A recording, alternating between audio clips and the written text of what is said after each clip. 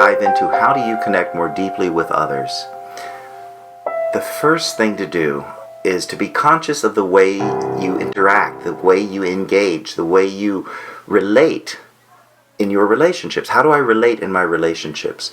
So the first thing is to be curious, especially somebody new that you have not met. Be curious versus be critical. Be curious versus being critical. It's so easy. The ego can always try to find something wrong.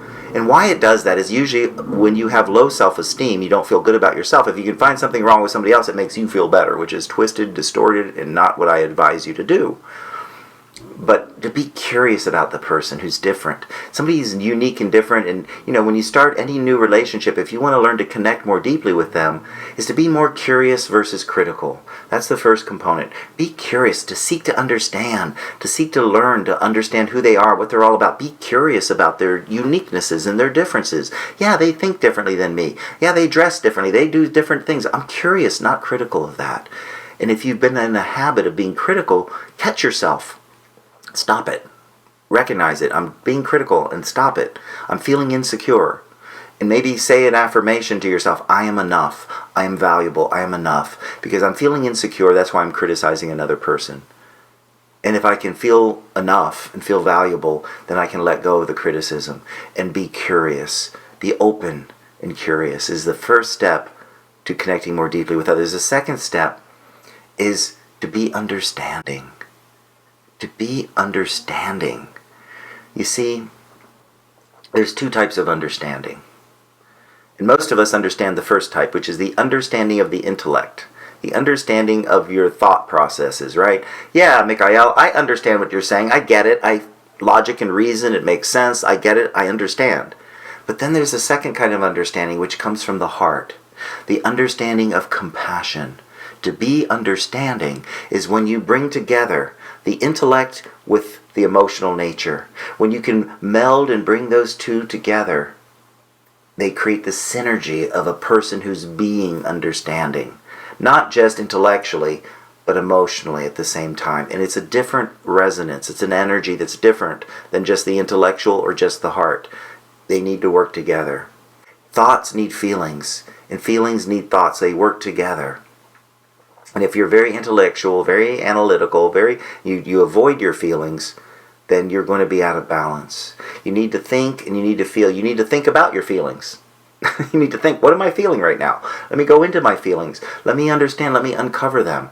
Because that's a big part of your vibration, your resonance. It's a big part of understanding how to manage your own resonance is largely part of what dominant emotions are inside of you. Is it dominant? Are you dominantly angry all the time? Are you fearful all the time? Are you loving all the time? Are you compassionate? What is your dominant energy emotionally? Because when you can change and heal and release the anger, and change and heal and release the fear, you open up to create more joy and more freedom. And guess what? You lift your vibration to a higher octave. Love is the highest octave of all.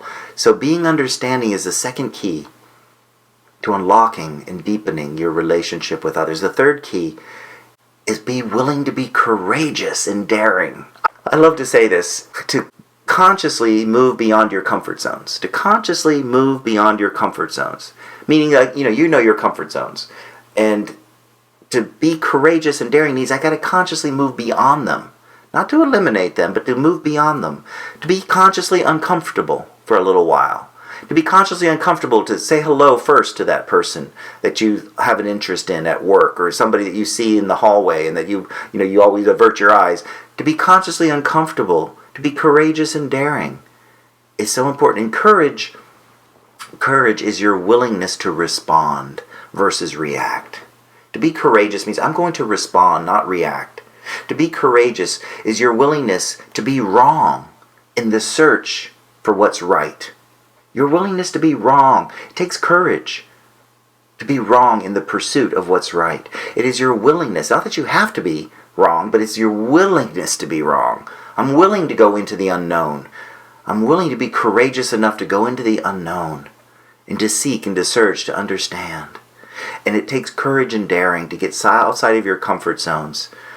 And that is important when you're wanting to deepen your connection with others. People admire people who are courageous, who who initiate the first hello, who says, decides and says hello and reaches out and acknowledges other people. And one of the techniques that you can do, start initiating by saying hello to strangers on the street. When you're walking on the street, you're going to the street corner and people are there on their phone or doing, just say, "Oh, good morning, hello, good afternoon." And some of them will respond back and some of them won't. And that's okay. But you've shared your energy. You are courageous and daring to make the first move and to practice that. And without any condition of how they're going to respond or not. I'll do it if they're going to say goodbye, hello to me. No, do it out of just sending energy, of just getting comfortable with sharing your love, sharing your compassion, sharing your presence with another person, even a stranger on the street, by initiating conversation. So be courageous and daring and look at where's your comfort zones. And when you feel that part of you wanting to hold back and be invisible and shrink because you're afraid of initiating, you're afraid of being rejected, afraid of being humiliated, whatever, step outside of that.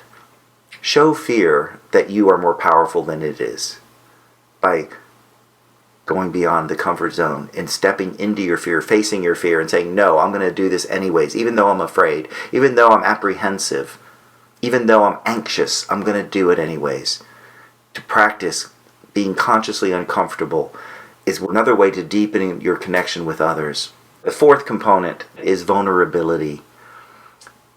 Vulnerability is so important in being authentic and being genuine. And people can feel your authenticity, your genuineness by who you are. My mother used to say, when I was a little boy, she used to say, who you are speaks louder than any words you can say. And that is so true and so powerful. Who you are, your presence, your energy speaks volumes. Your vulnerability, your curiosity, your understanding, your courage speaks louder than any words you can say. It's helping you to build your presence. And so vulnerability is being vulnerable enough to be fully present so that you can genuinely connect with others. That is what vulnerability is. And we think of vulnerability, and the ego in us knows about vulnerability, and it often sees vulnerability only as a weakness, right? It sees vulnerability as a weakness. Well, that is one expression of vulnerability, is exposing your weaknesses, exposing where you can fall short, exposing, when people go to war, they look for the vulnerability of their opponent so they can attack where they're vulnerable. But this flip side of the same coin of vulnerability is the exposure of your strength, of your talent, of your beauty, of your goodness, of your presence. To share who you are takes vulnerability. And it's an exposure of strength, not just your weaknesses. So vulnerability is an important part of being able to connect more deeply with others. When you see somebody who's being vulnerable or they share something vulnerably, you so admire it in them, don't you? We admire vulnerability in others. And we are terrified of it within ourselves. It's a paradox. We so elevate and love it when somebody can be vulnerable enough to be real, to be genuine. And yet it scares us to do it ourselves. It takes practice and willingness to be vulnerable. And when you are, you're more authentic, you're more real, you're more present. And you're showing the world that you are mastering your fears. So the fourth key to allowing you to connect more deeply with others is willing to be vulnerable. The fifth key is to search and seek for the goodness and truth within others.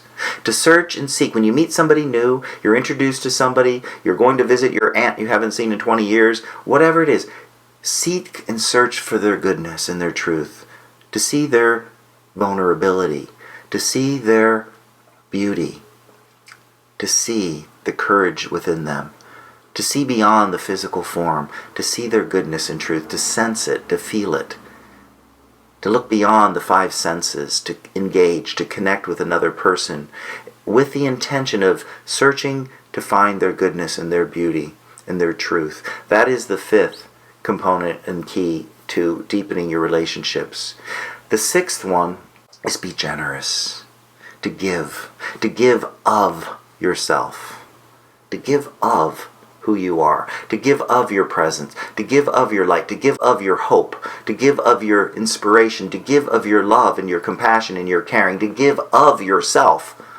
Now there's times to give things, give away things, to give things to people. There's times to give up. There's times to give in. There's times to give away. But to give of yourself is an exalted form of giving. And when you give of your presence and your compassion and your love and your openness, you become more attractive to other people. And you're going to draw people, and they're going to respond to you in a more positive way. So that's another way to deepen your connection with others, is to be giving of your presence, of yourself, of your love. And one way to do that is the previous step, to seek and search for the goodness and truth within others, to be vulnerable, to be courageous and daring, to be and have humility is what seeking the goodness and truth is about. And being generous of who you are, giving of yourself, giving of your humor, of your insights, of your love, of your wisdom, of your beingness that you can't measure, but that has impact on others. To value who you are as you give of yourself. Because if you don't value who you are, then you're not going to feel you have much worth giving to others. And that's just not true. That's having listened to the limited ego self for too long, being seduced by their messages of I'm not good enough, poor me. You need to move beyond that. And I teach that a lot in these different classes on here. So the final and seventh key in the process of opening up and deepening your relationship with others is then to discern and to decide. Okay, you meet somebody new, right? Somebody new, and you meet them in a class that you start, you sit next to them. You want to be curious versus critical. You want to be understanding, to bring the heart, to be compassionate and understanding. You want to be courageous and daring, to initiate, to talk, to set in motion the conversation, to be daring enough to do that, and to be vulnerable, to be real. Don't try to be perfect and impress them with, I'm going to try to impress them by putting on my world's disguise, and I'm going to try to be perfect, and they're going to like me because I'm perfect. That's not true. You're not perfect. So be real. Be vulnerable. Be yourself. And then search for the goodness and truth. And be generous by giving of yourself, giving of your advice, giving of your love, giving of your time, your attention. And then to discern and to decide, is this a good match? To measure the resonance between you and that person. Is this somebody I want to spend time with? Do I feel good around them? Do I feel connected? Does it feel like it's something that's equally beneficial? Or do I feel kind of drained? Or do I feel like this is not the best match because they're, all they talk about is this, and they all are stuck on the past, and they keep regurgitating all the pain of their past, and all they want to talk about is how miserable life is. Yeah, I'm going to decide and discern. Is this going to be something I want to put energy into? Is the seventh step and key to allowing yourself to connect more deeply with others is to decide if you want to maintain this relationship or not. And it's not bad and wrong. If everyone has different frequencies of vibration. It doesn't mean that they're less than because they vibrate less, in a lower vibration. The whole purpose of growth is to learn to raise your vibration. And if they're not willing to raise their vibration, they want to stay there, that's okay. They need to learn lessons at that level of vibration. It's not about judging them. It's about discerning and evaluating. Is this a good fit for the future? Because who I hang around with and the energy I participate in is going to affect and change you. And so you get to ultimately discern and decide. There's some people that I just want to be friends with everybody. I just want to love everybody, have everybody in my life, and be friends with everybody. Well, there's a cost to that. You can respect other people, but you don't have to be close friends and spend a lot of time with them. And there are different levels of friendships, right? There's acquaintances that you know. There's coworkers. There's acquaintances. And then there's friends. And then there's close friends. And then there's your best friends. And then there's, lovers. And then there's partners. And then there's relationships. And there's all kinds of levels. But to decide and discern, where does this fit? Is this a person that I want to keep as an acquaintance? Or is that somebody I want to move into my inner circle, getting closer and closer? And that's the seventh key. Those are just the energies of allowing yourself to shift and change and be willing to prepare yourself to connect more deeply with others. To prepare by being curious, choose to be curious versus critical, to be understanding, to be courageous, to be vulnerable, to search for goodness and truth, to be generous. Those are all preparations so that you can connect more deeply with others. And if you have difficulty with any of those 7 things, then to work on them, practice that, to develop it, and that's going to allow you to connect more deeply with others.